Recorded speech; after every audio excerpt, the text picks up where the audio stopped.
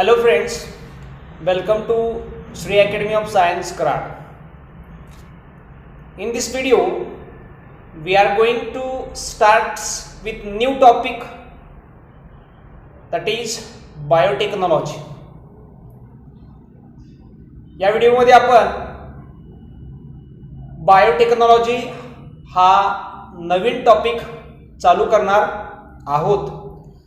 So तुम्ही या ठिकाणी पाहू शकता बायोटेक्नॉलॉजी चॅप्टर नंबर 12 स्टँडर्ड 12 बरोबर आहे. म्हणजे इयत्ता 12वीचा चॅप्टर नंबर 12 आहे बरोबर आहे. बायोटेक्नॉलॉजी हा जो बायोटेक्नॉलॉजी जो टॉपिक आहे तो नीट साठी इम्पॉर्टंट आहे.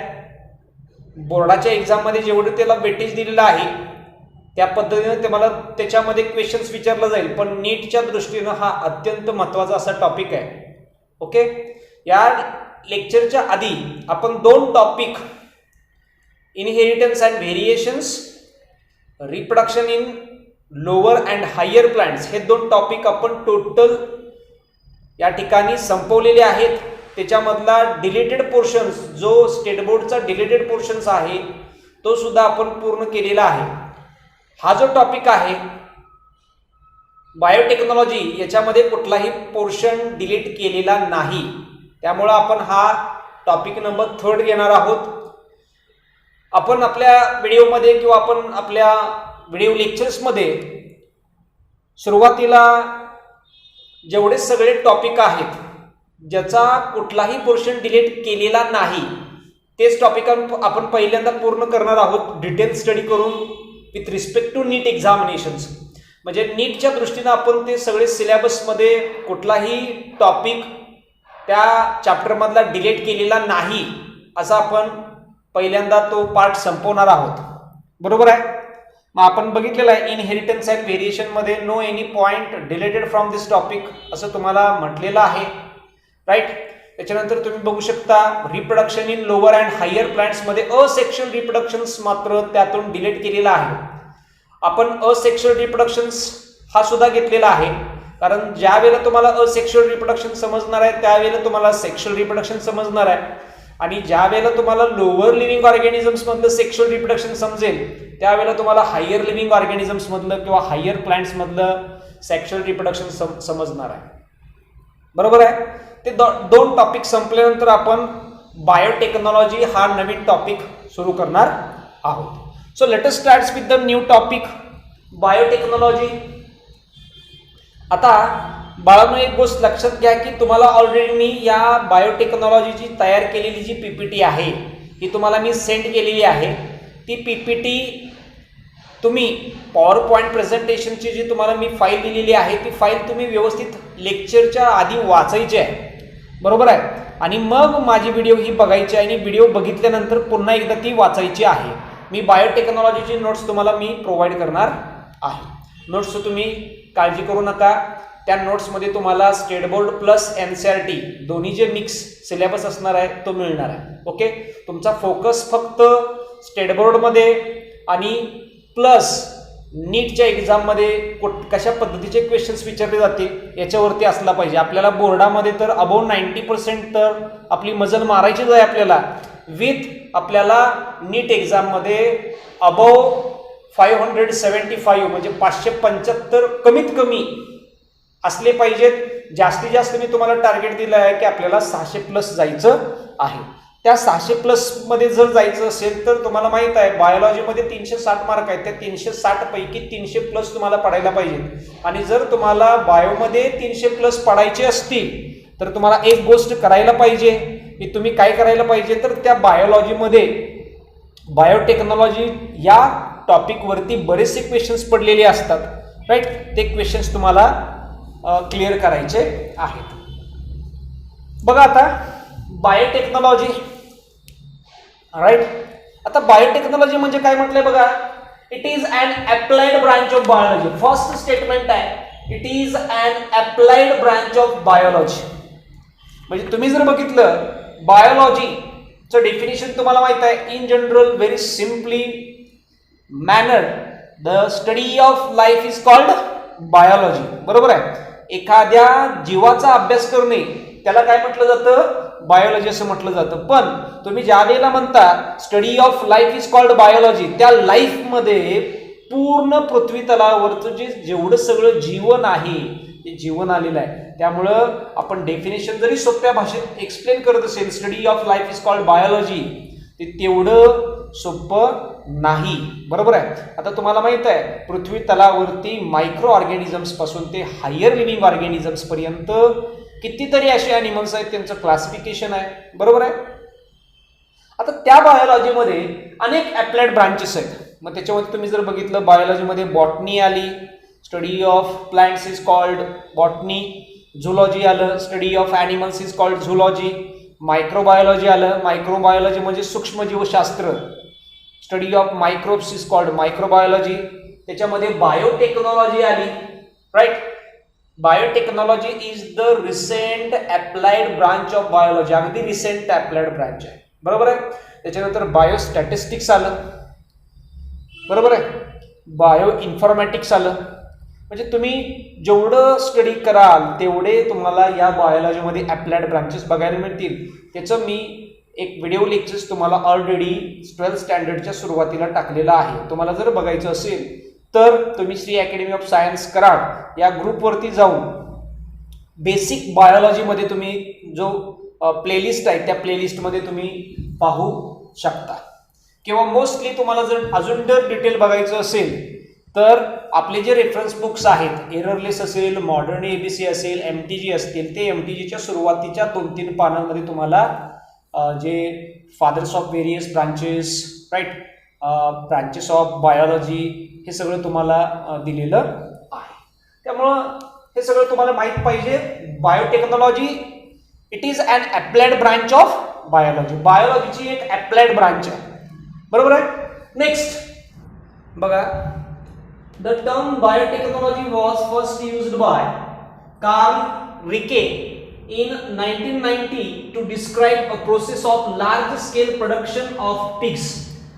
म्हणजे पहिल्यांदा बायोटेक्नॉलॉजी हा शब्द कुठल्या सायंटिस्टने वापरला तर कार्ल रिके या सायंटिस्टनं 1919 मध्ये बायोटेक्नॉलॉजी हा शब्द पहिल्यांदा वापरलेला आहे. कधी तर large scale production of pigs, म्हणजे लार्ज स्केल प्रोडक्शन म्हणजे जे पिग्स आहे, ॲनिमल आहे, पिग्स, डुक्कर. बरोबर आहे. याचं लार्ज स्केल प्रोडक्शन कसं करावं ती प्रोसेस एक्सप्लेन करत असताना कार्ल रिके या सायंटिस्टनं 1919 मध्ये हा पहिल्यांदा बायोटेक्नॉलॉजी हा शब्द वापरलेला आहे. आता तुम्हाला माहित आहे इंडियामध्ये पिग्स फार्म हे खूप कमी आहेत, पण फॉरेन कंट्रीमध्ये पिग्सचे जे फार्म्स आहेत ते मोठ्या प्रमाणात असलेले आपल्याला बघायला मिळतात. कारण pigs it is the one of the most usable source of meat in western countries. पाश्चात्य देशांमध्ये डुकरांचं मांस हा एक काय असणार आहे, मीटचा एक मोठा सोर्स आहे. बरोबर आहे. डुकरांचं मांस भरपूर प्रमाणात खाल्लं जातं. त्यामुळं त्या ठिकाणी डोमेस्टिक पिग्स जे आहेत त्यांचं मोठं फार्म्स असणार आहे. त्या फार्ममध्ये त्या पिग्सवरती कंट्रोल, त्यांचं प्रोडक्शन्स, त्यांचं मल्टिप्लिकेशन्स हे सगळं केलं जातं. मग कार्ल इरे या सायंटिस्टनं 1919 मध्ये बायोटेक्नॉलॉजी हा शब्द पहिल्यांदा वापरलेला आहे. कसं to describe a process of large scale production of pigs, म्हणजे डुकरांचं मोठ्या प्रमाणात प्रोडक्शन कशा पद्धतीनं करायचं ही प्रोसेस एक्सप्लेन करत असताना कार्ल रिके या सायंटिस्टने 1919 मध्ये बायोटेक्नॉलॉजी हा शब्द वापरलेला आहे. लक्षात ठेवा, खूप महत्वाचं आहे. ओके. त्याच्यानंतर डेफिनेशन बघूया. It has been broadly defined as the development and utilisation of biological forms, products और process for obtaining maximum benefits to man and other forms of life. तो ज्यावेळेला तुम्ही बायोटेक्नॉलॉजी डेफिनेशन बघाल, तुम्हाला ज्या वेळेला प्रश्न विचारेल what is the definition of biotechnology, त्यावेळेला जनरली तुम्ही ही डेफिनेशन लिहिली तरी चालेल. ओके. डेफिनेशन मध्ये काय म्हटलंय बघा, the development and utilisation of biological forms, म्हणजे बायोलॉजी जीवशास्त्राचे जे वेगवेगळे प्रकार आहेत त्यांचा विकास करायचा आहे आणि त्याचा वापर करायचा आहे. काय म्हणतोय, जीवशास्त्राचे जे वेगवेगळे फॉर्म्स आहेत, जे वेगवेगळे प्रकार आहेत, त्यांचा पहिल्यांदा विकास करायचा आणि विकास झाल्यानंतर काय असणार आहे, त्यांचा वापर करायचा आहे. बरोबर आहे. So the development and utilisation of biological forms, products और processes for obtaining maximum benefits to man and other forms of life. म्हणजे जेवढे सगळे बायोलॉजीचे वेगवेगळे प्रकार आहेत, बायोलॉजीचे प्रोडक्ट्स आहेत, बायोलॉजिकल प्रोसेसेस आहेत, त्यांचं काय करायचं आहे, डेव्हलपमेंट करायचं आहे आणि युटिलायझेशन करायचं आहे फॉर मॅक्झिमम बेनिफिट्स. कोणाचे benefits? For maximum benefits of maximum benefits to man. Okay, maximum benefits to man and other forms of life. म्हणजे माणसांसाठी आणि बाकीचे जे सजीव आहेत त्यांच्यासाठी काय करायचं आहे, बायोलॉजिकल फॉर्म्स असतील, बायोलॉजिकल प्रोडक्ट्स असतील, बायोलॉजिकल प्रोसेसेस असतील, ह्याचे डेव्हलपमेंट आणि युटिलायझेशन करायचं आहे. Okay, next, according to OECD, O stands for organization, E stands for economic, C stands for corporation, D stands for development. काय आलं? According to OECD, organisation for economic corporation and development. OECD चा long form काय आहे? Organisation for economic corporation and development. बरोबर आहे.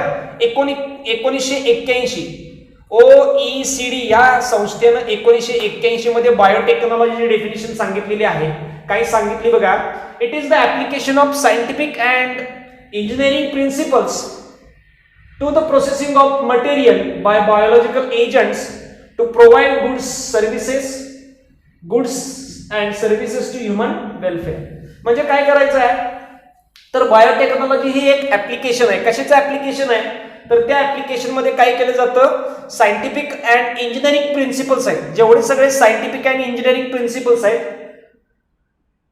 ते वापरून biological agents वरती त्याचं प्रोसेसिंग करायचं आणि जेवढे सगळे तयार होणारे गुड्स अँड सर्व्हिसेस आहेत ते काय करायचे आहेत, ह्युमन वेलफेअर साठी वापरायचे. Okay, so according to OECD, according to organisation for economic corporation and development. बरोबर आहे. Organisation for economic corporation and development यांनी 1981 मध्ये जी डेफिनेशन सांगितलेली आहे, कुठली डेफिनेशन सांगितलेली आहे, it is the application of scientific and engineering principles to the processing of materials. काय म्हटलंय, it is the application of scientific and engineering principles to the processing of materials by biological agents to provide goods and services to the human welfare. बरोबर आहे. म्हणजे biotechnology हे असं application आहे ज्या applications मध्ये सायंटिफिक आणि इंजिनिअरिंग प्रिन्सिपल्सचा वापर केला जातो आणि जेवढे सगळे बायोलॉजिकल एजंट्स असतील त्याच्यापासून काय करायचं आहे, तर त्या बायोलॉजिकल एजंट्स वरती सायंटिफिक आणि इंजिनिअरिंग प्रिन्सिपल्सचा वापर करून गुड्स आणि सर्व्हिसेस हे ह्युमन वेलफेअरला प्रोव्हाइड करायचे आहे. ओके, मग तुम्हाला बोर्डाच्या एक्झाम मध्ये ज्या वेळेला प्रश्न विचारला जाईल व्हॉट इज बायोटेक्नॉलॉजी, त्यावेळेला जनरल डेफिनेशन दिली तरी चालेल, ही किंवा ही. तुम्हाला स्पेसिफिकली असे डेफिनेशन विचारलं, give the definition of biotechnology given by organisation for economic corporation and development, त्यावेळेला तुम्हाला ही डेफिनेशन लिहिता यायला पाहिजे. डेफिनेशन ही तुम्ही पाठच करा, कारण डेफिनेशन मध्ये या ठिकाणी बदल करून चालणार नाही. आपल्या बायोलॉजीमध्ये जेवढे सगळे डेफिनेशन्स आहेत त्या तुम्हाला ज्या वेळेला विचारले जातील त्यावेळेला त्या ॲक्युरेट लिहिता यायला पाहिजे. बरोबर आहे. व्हेरी शॉर्ट आन्सर आणि आन्सर इन वन सेंटेन्स आणि ऑब्जेक्टिव्ह मल्टिपल चॉईस क्वेश्चन्स याच्यामध्ये तुम्हाला पर्याय नाही. हा कन्सेप्ट जर अगदी परफेक्ट आणि क्लिअर असेल तरच तुम्हाला याच्यामध्ये मार्क मिळतात. Okay, very very short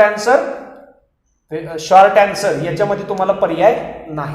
long answer मध्ये समजा तुम्ही लिहिताना थोडंसं इकडं तिकडं झालं तर चालेल, पण बाकीच्या यांच्यामध्ये शॉर्ट आन्सर मध्ये किंवा मल्टिपल चॉईस क्वेश्चन्स मध्ये किंवा आन्सर इन वन सेंटेन्स मध्ये तुम्हाला परफेक्टच करावं लागणार आहे. पॉइंट टू पॉइंटच लिहायचं आहे. मग ज्या वेळेला तुम्हाला जनरल क्वेश्चन्स विचारला जाईल, what is the definition of biotechnology, त्यावेळेला वरची डेफिनेशन लिहा. आणि असं जर म्हटलं give the definition of biotechnology given bye OECD, त्यावेळेला ही डेफिनेशन यायला पाहिजे. Okay, next. आता या ठिकाणी तुम्हाला बायोटेक्नॉलॉजीचे जे अप्लाइड ब्रांचेस आहेत, मी तुम्हाला सांगितलेलं आहे biotechnology is the applied branch of biology, बरोबर आहे. पण बायोटेक्नॉलॉजीचे स्वतःच्या अशा अप्लाइड ब्रांचेस आहेत. मग ते कुठल्या कुठल्या आल्या, तर या ठिकाणी डायग्रामॅटिक रिप्रेझेंटेशन मध्ये त्या सगळ्या ब्रांचेस एक्सप्लेन केलेल्या आहेत. मग बघा, या ठिकाणी मी तुम्हाला सांगितलेलं आहे there are 4 applied branches of biotechnology. Applied branches बायोटेक्नॉलॉजीचे मुख्य 4 अप्लाइड ब्रांचेस आहेत. पहिला येतं बायो हेल्थ, दुसरी आली बायो एनर्जी, तिसरी आली बायो इंडस्ट्रियल्स, चौथी आली ऍग्री बायोटेक्नॉलॉजी. काय आली? Agri biotechnology. So biotechnology has 4 applied branches. First one is the biohealth, second one is the bioenergy, third one is the bioindustry and fourth one is the bioagri. आता पहिल्यांदाच मी सांगतो बाळांनो, या ठिकाणी बघा, तर जेवढे प्रत्येक ऍग्री बायोटेक्नॉलॉजीला वेगळा कलर आहे, बायोहेल्थला वेगळा कलर आहे, बायोएनर्जीला वेगळा कलर आहे, बायोइंडस्ट्रीला वेगळा कलर आहे, बरोबर आहे. पण काय काय ठिकाणी जे ब्रांचेस आहेत, फॉर एक्झाम्पल फंक्शनल फूड्स, हे जे आहे ते दोन्ही म्हणजे ऍग्री बायोटेक्नॉलॉजी पार्ट मध्ये सुद्धा येते आणि बायो हेल्थ मध्ये. म्हणजेच या ठिकाणी काय समजायचं की फंक्शनल फूड हा जो पार्ट आहे तो ऍग्री बायोटेक्नॉलॉजी मध्ये सुद्धा इन्क्लूड आहे आणि बायो हेल्थ मध्ये सुद्धा इन्क्लूड आहे.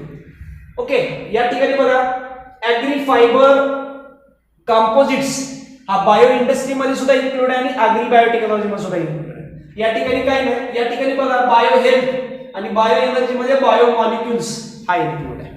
ओके, त्यामुळं जेवढ्या सगळ्या अप्लाइड ब्रांचेस आहेत बायोटेक्नॉलॉजीच्या, ते या तुम्हाला ग्राफिकल रिप्रेझेंटेशनच्या मदतीने एक्सप्लेन करण्याचा प्रयत्न केलेला आहे. So let us explore the diagrammatic representations.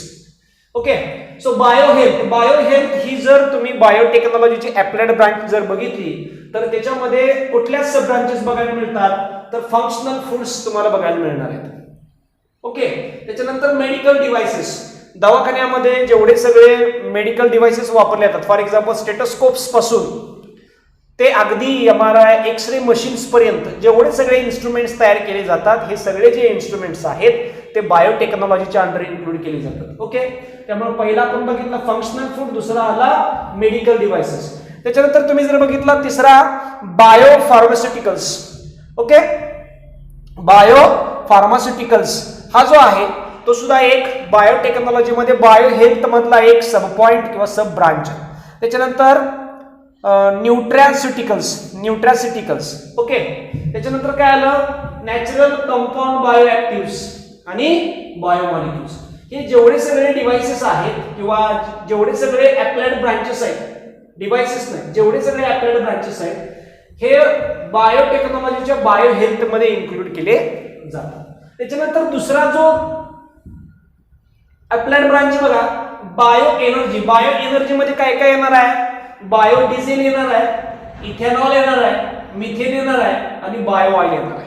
Okay, so biodiesel, ethanol, methane, bio oil, all these are the included under the bio energy. समजलं, जी एक बायोटेक्नॉलॉजीची एक अप्लाइड ब्रांच आहे. त्याच्यानंतर बघा, बायो इंडस्ट्रीज मध्ये दिलेलं आहे bio catalyst. Okay, bio catalyst is nothing but enzymes.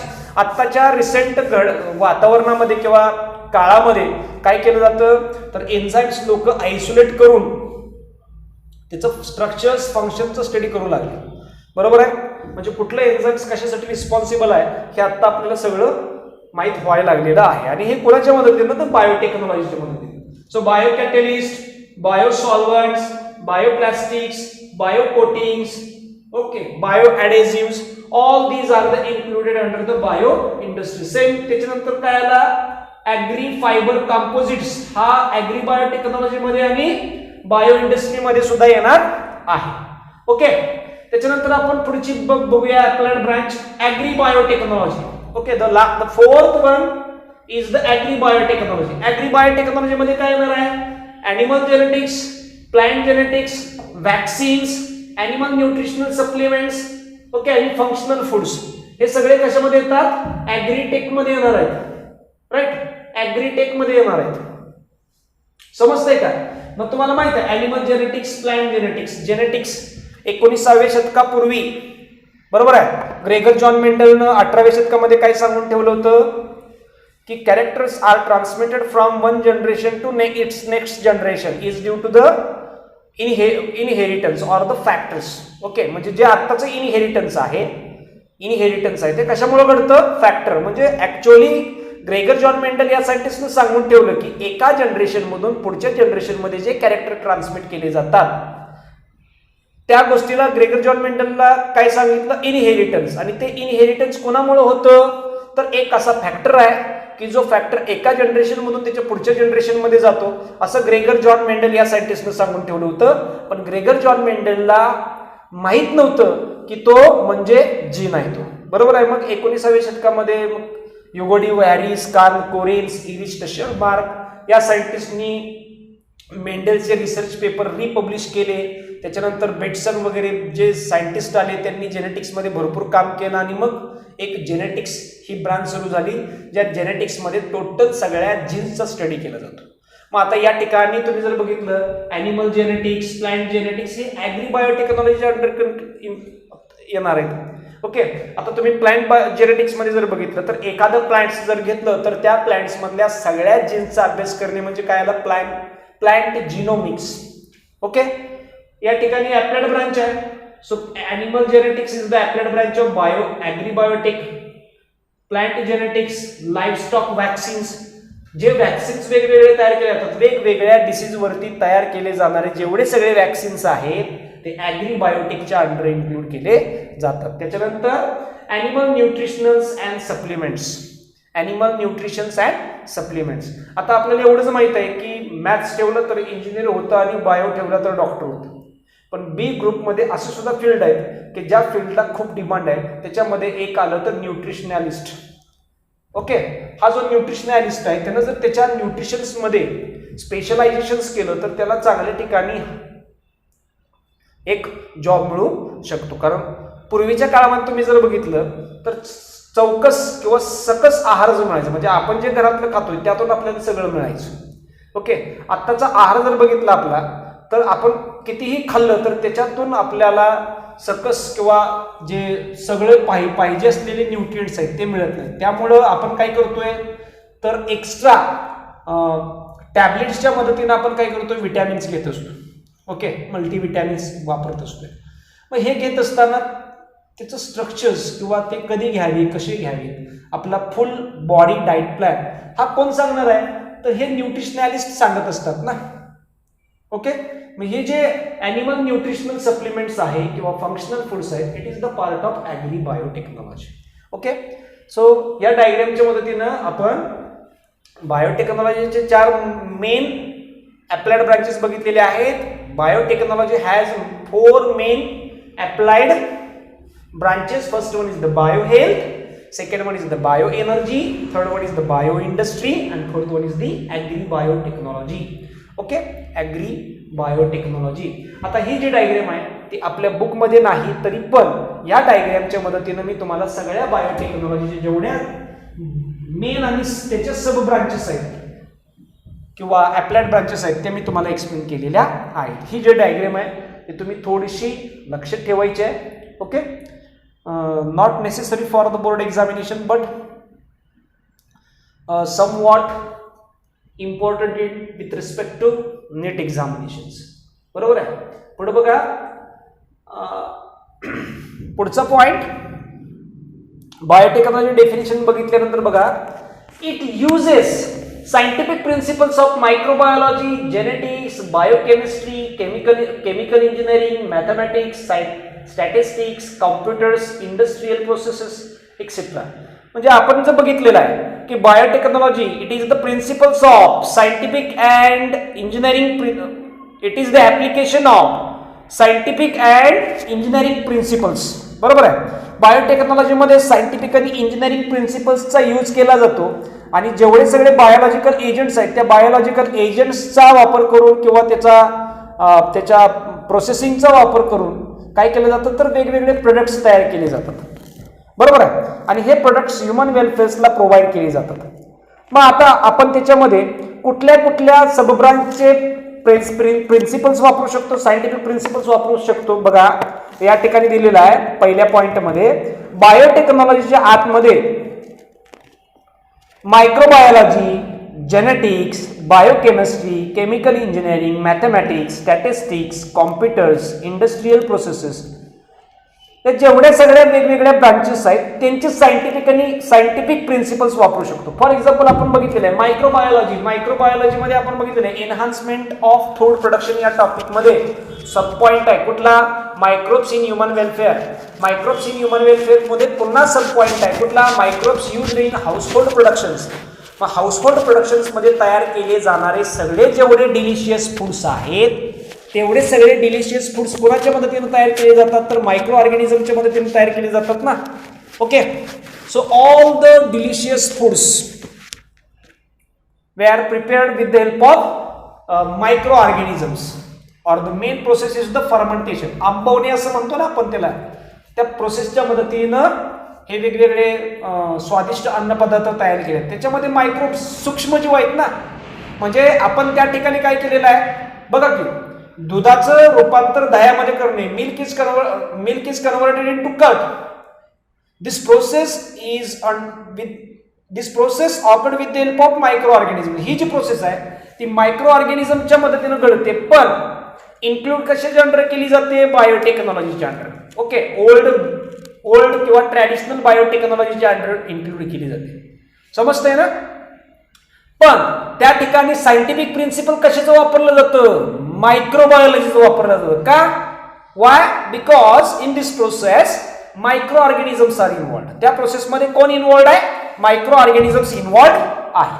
Okay, तसंच जेनेटिक्स प्रिन्सिपल्स वापरला जातात. जेनेटिक्स सायंटिफिक प्रिन्सिपल, जेनेटिक्सचे सायंटिफिक प्रिन्सिपल्स वापरले जातात. मग जेनेटिक्स मध्ये आपल्याला माहिती आहे रिकॉम्बिनंट डीएनए टेक्नॉलॉजी आला, मायक्रो आला, मायक्रो ॲरे आले, त्याच्यानंतर PCR पॉलिमरेज चेन रिॲक्शन्स आलं. बरोबर आहे. अशा अनेक मेथड्स आहेत ते सगळे जेनेटिक्सच्या अंडर कव्हर केले जातात. तसेच काही बायोकेमिस्ट्री मधले आहेत, केमिकल इंजिनिअरिंग मधले आहेत, मॅथमॅटिक्सच्या आहेत, स्टॅटिस्टिक्सच्या आहेत, कॉम्प्युटर्सच्या आहेत, इंडस्ट्रियल प्रोसेसेसच्या आहेत. नेक्स्ट पॉइंट बघा काय म्हटलंय, बायोलॉजिकल एजंट्स मीन्स. आता या ठिकाणी तुम्हाला माहित पाहिजे बायोलॉजिकल एजंट्स म्हणजे काय कुठले, तर बायोटेक्नॉलॉजी डेफिनेशन मध्ये जे दिलेले आहेत बघा या ठिकाणी म्हटलंय, अलग लक्षात. जनरल डेफिनेशन आपण बघितले, काय दिलेले आहे, the development and utilisation of biological forms, products और प्रोसेसेस. म्हणजे बायोलॉजिकल फॉर्म्स और बायोलॉजिकल प्रोडक्ट्स और बायोलॉजिकल प्रोसेसेस यांची डेव्हलपमेंट आणि युटिलायझेशन करायचं.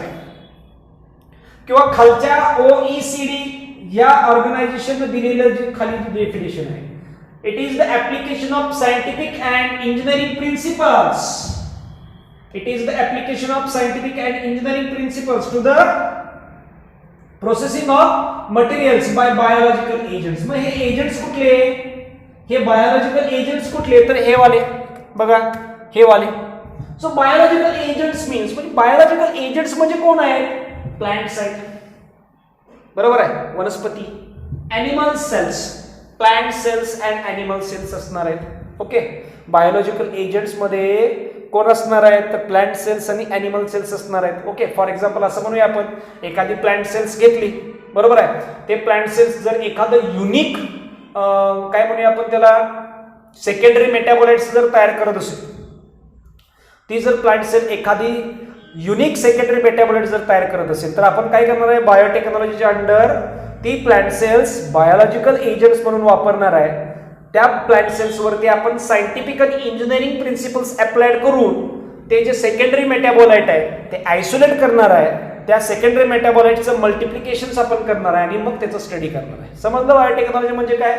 मग त्या बायोटेक्नॉलॉजीमध्ये बायोलॉजिकल एजंट्स म्हणजे कोण येऊ शकतात, तर plants and animal cells, micro organisms, enzymes और देअर प्रोडक्ट्स, हे सगळे त्याच्यामध्ये येऊ शकतात. So plant cells and animal cells, micro organisms, enzymes और देअर प्रोडक्ट्स, राईट.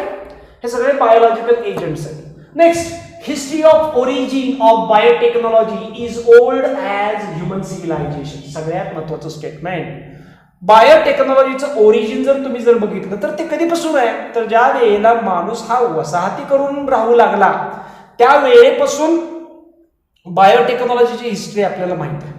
ओके, म्हणजे तुम्हाला माहित आहे की सुरुवातीला माणूस हा जंगलामध्ये फिरता राहायचा, कालांतरानं तो झाडावरती राहू लागला, झाडावरती आणि गुहेत राहू लागला, बरोबर आहे, समूहामध्ये. पहिलं काय आहे, सुरुवातीच्या काळामध्ये काय तो एकटा राहायचा, नंतर कालांतरानं काय तर तो समूहामध्ये राहू लागला, बरोबर आहे. आणि समूहामध्ये राहत असताना तो झाडावरती किंवा गुहेमध्ये राहायचा. नंतर काय झालं तर तोच लोकांचा जो समूह आहे किंवा तांडा आहे तो काय करू लागला, तर जिथं जिथं फूड मटेरियल मिळेल किंवा त्यांना त्यांचे जे नॅचरल रिसोर्सेस आहेत, त्यांची रिक्वायरमेंट आहे, त्या लोकांची जी रिक्वायरमेंट आहे तिथं ते फिरू लागले.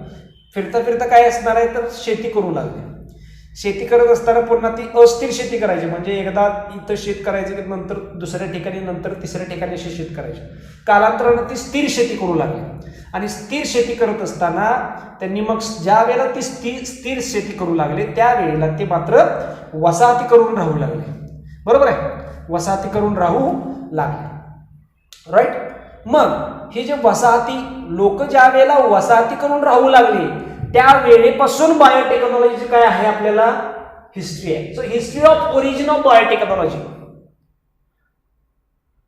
बायोटेक्नॉलॉजीचा सुरुवातीचा इतिहास हा खूप जुना आहे. कधीपासून?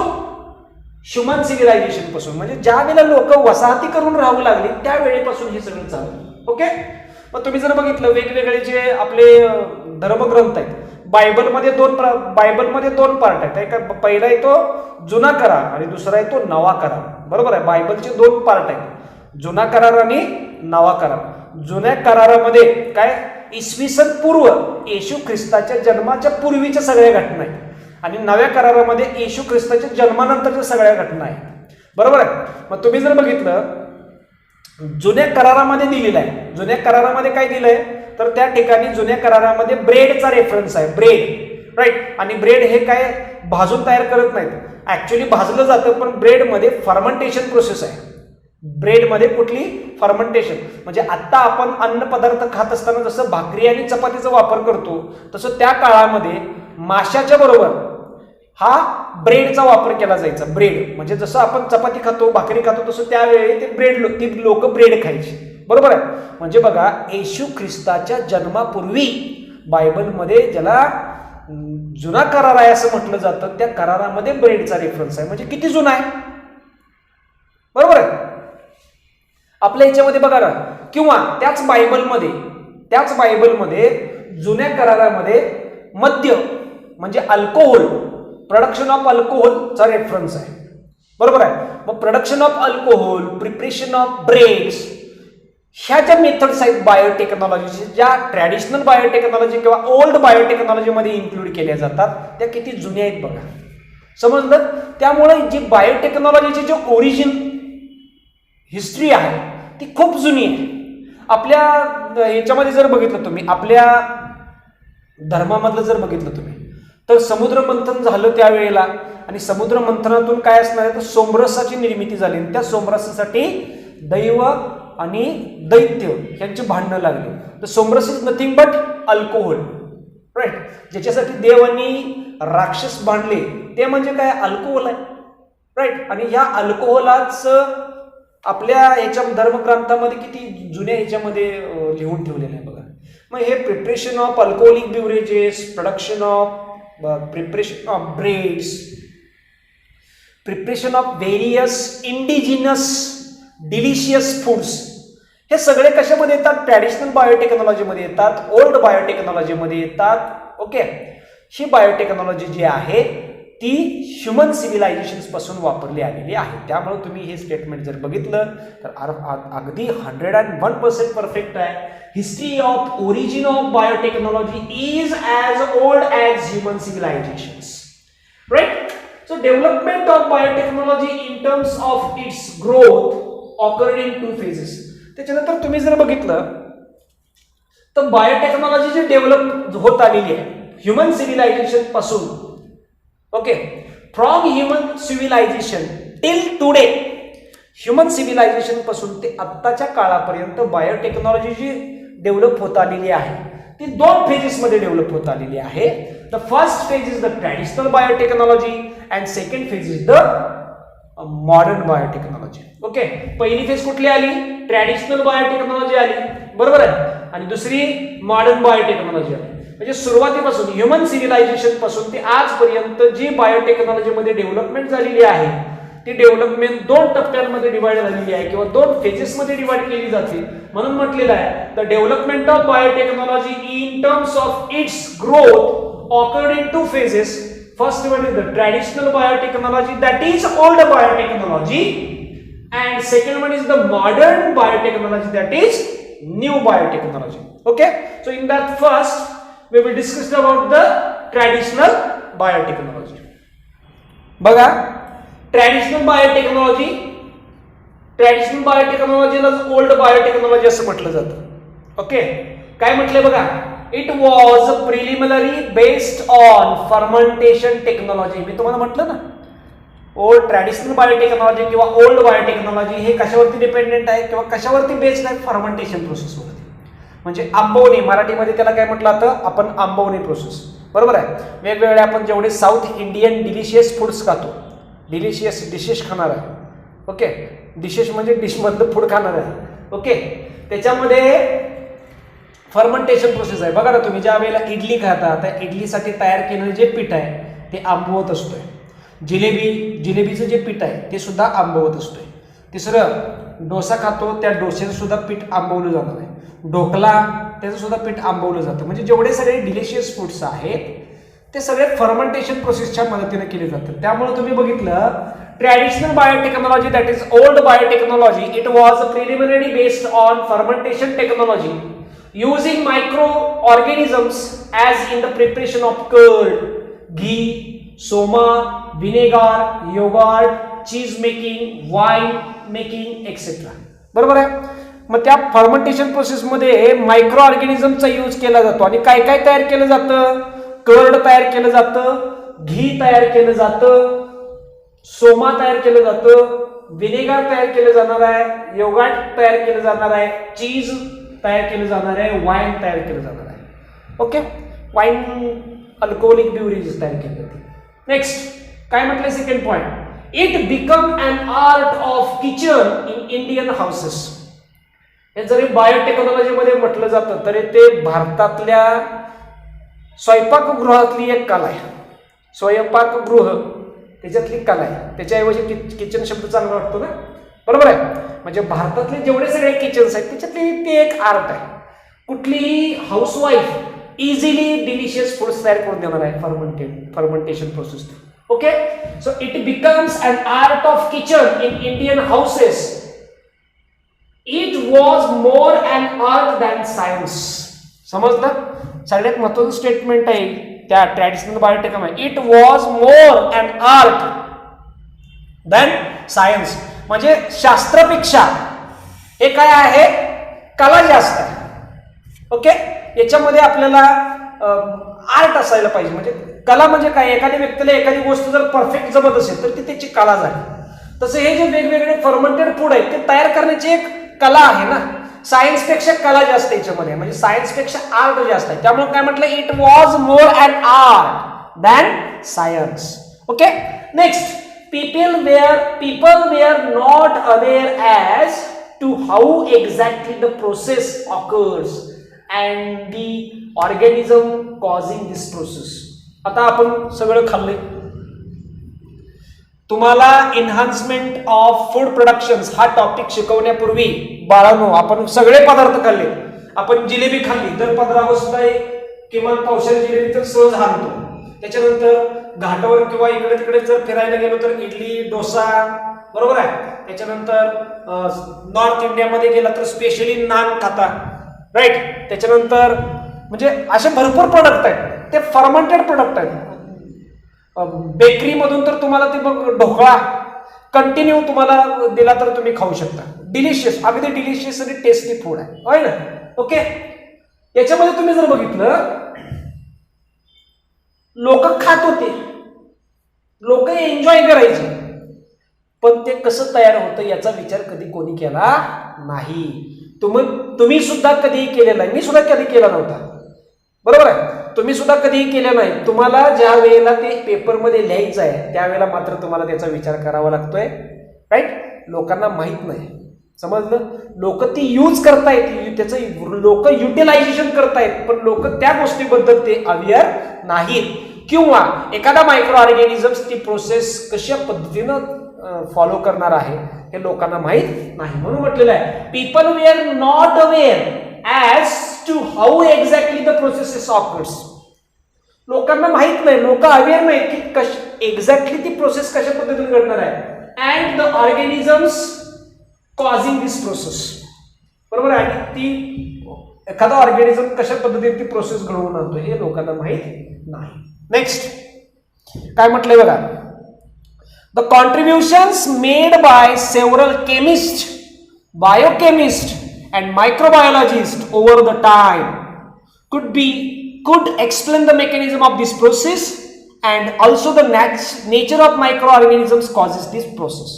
म्हणजे आपल्याला हे आता कुणामुळे माहित झालंय, आता कुणामुळे आपल्या लक्षात आलंय, तर हे सगळं कॉन्ट्रीब्युशन कुणाचं आहे बघा. The contributions made by several chemist, biochemist and microbiologist. जेवढे सगळे केमिस्ट आहेत, बायोकेमिस्ट आहेत आणि मायक्रोबायोलॉजिस्ट आहेत यांच्यामुळे आता आपल्याला माहित झालंय, म्हणजे या लोकांचं कॉन्ट्रीब्युशन आहे. Over the time to time could explain the mechanism of this process. या लोकांनी आपल्याला एक्सप्लेन केलं की कशा पद्धतीने एखादी डिश तयार करू शकतो किंवा बायोटेक्नॉलॉजीमध्ये एखादी प्रोसेस कशा पद्धतीनं घडते ही या लोकांनी आपल्याला एक्सप्लेन केलेली आहे.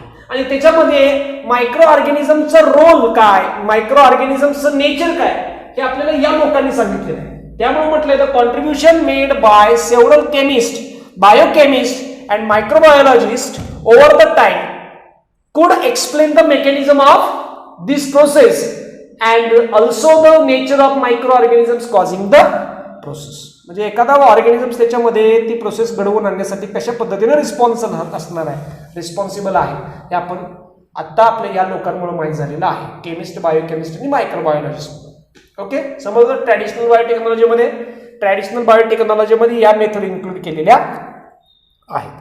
Next, the second phase of biotechnology is the modern biotechnology. modern biotechnology मध्ये तुम्ही बघितलं काय बघायला मिळणार बघा, ड्युरिंग 1970. आता याच्यामध्ये मॉडर्न बायोटेक्नॉलॉजी मध्ये polymerase chain reaction, recombinant DNA, genetics, chromosome, बरोबर आहे, जीन, न्यूक्लियोटाइड, सेल, एन्झाइम्स हे सगळे त्याच्यामध्ये येणार आहे.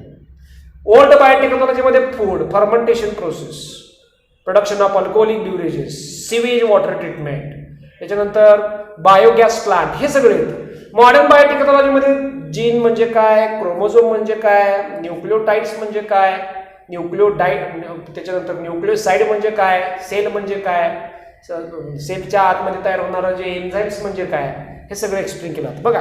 During 1970 a new technique of recombinant DNA technology was developed and then established by Stanley Cohen and Herbert Boyer in 1973. 1970 च्या कालावधीमध्ये recombinant DNA technology develop झालेली आहे.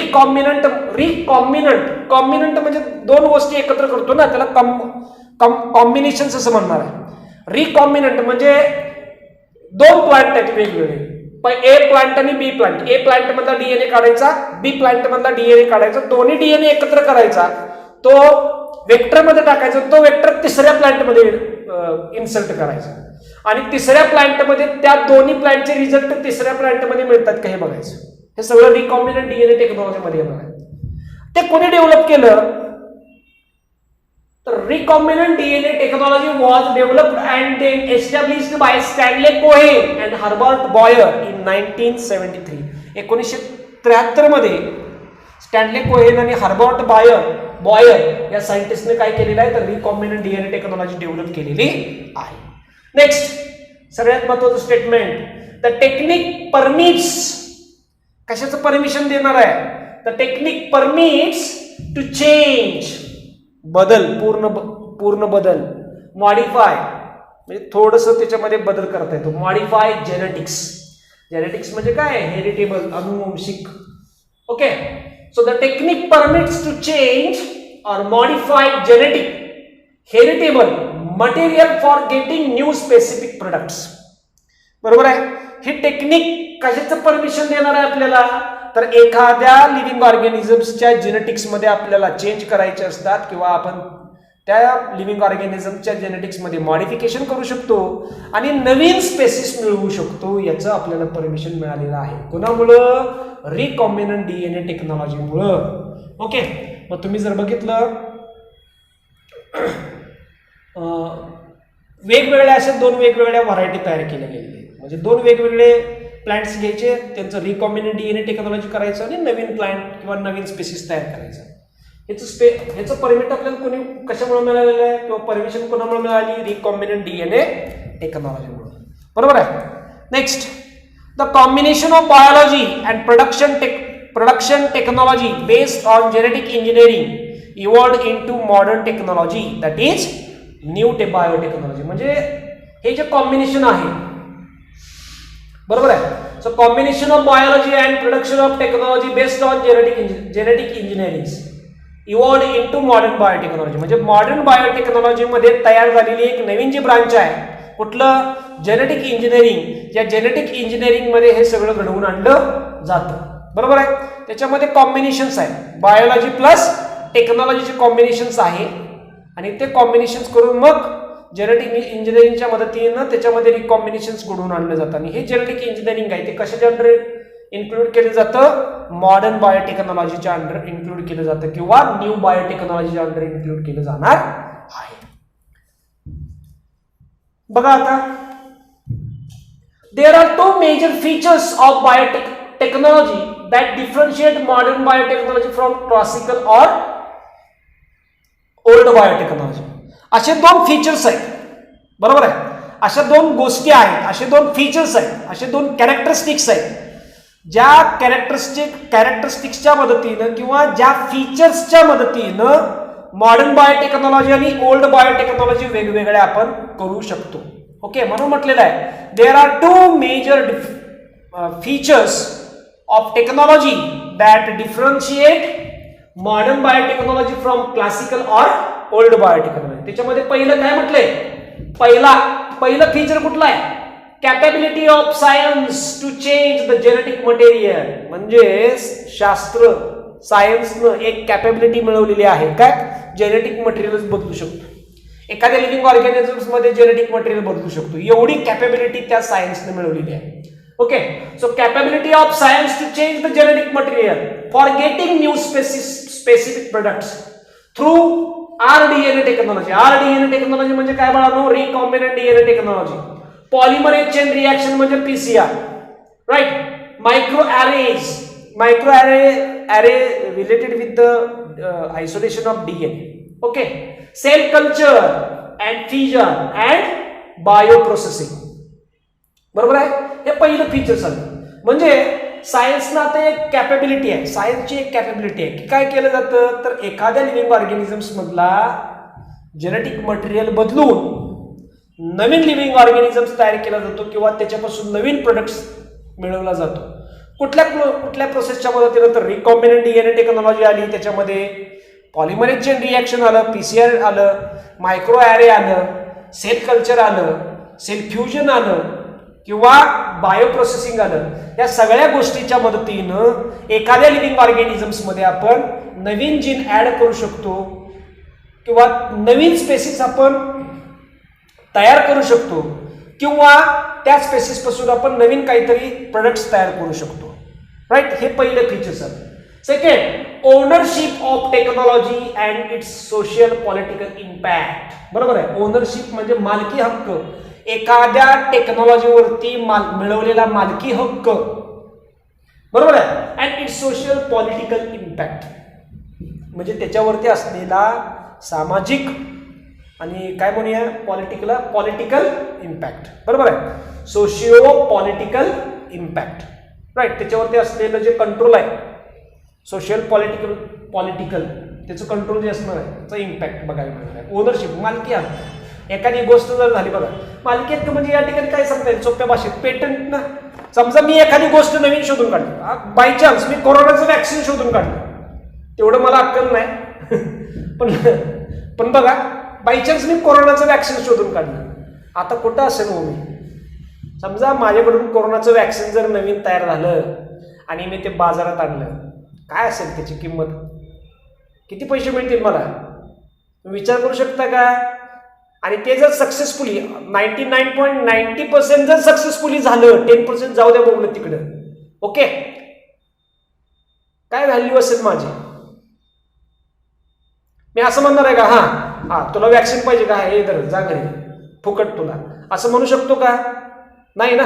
त्याची प्रोडक्शन कॉस्ट आली, बरोबर आहे, प्रोडक्शन कॉस्ट आली, त्याच्यावरती माझा पेटंट असणार आहे ना. जे वॅक्सिन मी तयार करणार आहे किंवा जी वॅक्सिन मी तयार केलेलं आहे त्याच्यावरती माझा पेटंट असणार आहे. माझा पेटंट म्हणजे काय झालं? माझा मालकी हक्क असणार आहे. समजलं? एक साधं एक्झाम्पल आहे, राईट? एक्झाम्पल दिलेलं आहे, ownership of technology and it's socio political impact, त्याच्यावरती असलेला सोशिओ पॉलिटिकल इम्पॅक्ट काय असणार आहे. ओके, ह्या दोन गोष्टींमुळं, या दोन फीचर्समुळं मॉडर्न बायोटेक्नॉलॉजी आणि क्लासिकल बायोटेक्नॉलॉजीमध्ये किंवा ओल्ड बायोटेक्नॉलॉजीमध्ये डिफरन्स पडलेला आहे. समजतंय? पूर्वी असं काय नव्हतं ना, ओल्ड बायोटेक्नॉलॉजीमध्ये पेटंट वगैरे असणं पद्धत नव्हती. आता ती न्यू बायोटेक्नॉलॉजीमध्ये आलेली आहे. पेटंट घेणे वगैरे हे न्यू बायोटेक्नॉलॉजीमध्ये आलेलं आहे. तुम्हाला मी ते सांगतो, बायो पेटंट अँड बायो प्रायरसीमध्ये मी तुम्हाला ते व्यवस्थित सांगणार. Okay, next. Now the conventional, बघा third next point. Now the conventional industries, pharmaceutical industries, agro industries, food industries, etc. are also focusing attention to produce biotechnology based products. आता कुठलीही कारखानदारी घ्या, कुठलेही ब्रांच घ्या, मग त्याच्यामध्ये कॉन्व्हेन्शनल इंडस्ट्रीज असेल, पारंपरिक पद्धतीने चालणारी कारखानदारी असेल, फार्मास्युटिकल इंडस्ट्रीज असेल, ॲग्रो इंडस्ट्रीज असेल, फूड इंडस्ट्रीज असेल, एक्सेट्रा, आर ऑल्सो फोकसिंग अटेन्शन्स. या सगळ्यांनी आपला फोकस कशावरती केलेला आहे, तर कशा पद्धतीनं आपल्याला आपले प्रोडक्ट्स बायोटेक्नॉलॉजीच्या वरती डिपेंडेंट असतील, आपले प्रोडक्ट्स बायोटेक्नॉलॉजी बेस्ड असतील. समजलं? या पद्धतीने म्हणून म्हटलेलं आहे. Okay, so now the conventional industries, pharmaceutical industries, agro industries, food industries, etcetera are also focusing attention to produce biotechnology based products. प्रत्येक कंपनी ही आत्ताच्या काळामध्ये बायोटेक्नॉलॉजी बेस्ड प्रोडक्ट्स तयार करण्यावरती त्यांनी फोकस केलेला आहे. ओके, समजलं? अशा पद्धतीने आपण या व्हिडिओ लेक्चरमध्ये काय असणार आहे, the definition of biotechnology, various applied branches of biotechnology with the help of diagrammatic representation, and two phases of biotechnology, that is the traditional biotechnology and modern biotechnology. हे पॉइंट्स बघितलेले आहेत.